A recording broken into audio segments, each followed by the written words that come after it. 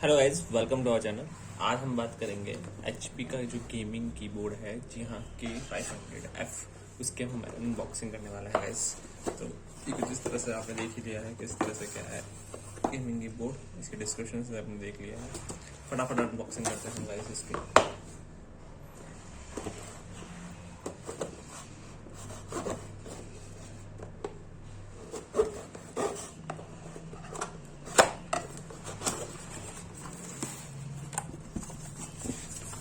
Guys ये HP का gaming keyboard.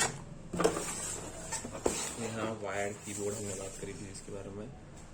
इस तरह से है ये, और मैं आपको दिखाऊंगा इसकी लाइट किस तरह से लाते हैं। ऐसे कीज देखिए तो बहुत ही सुपर आवाज़ करते हैं, बिल्कुल सॉलिड कीज है गाइस।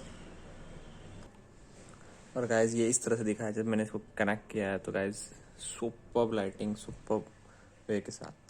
अगर आपको वीडियो अच्छा लगा तो लाइक शेयर कमेंट जरूर करिएगा। Thank you for watching.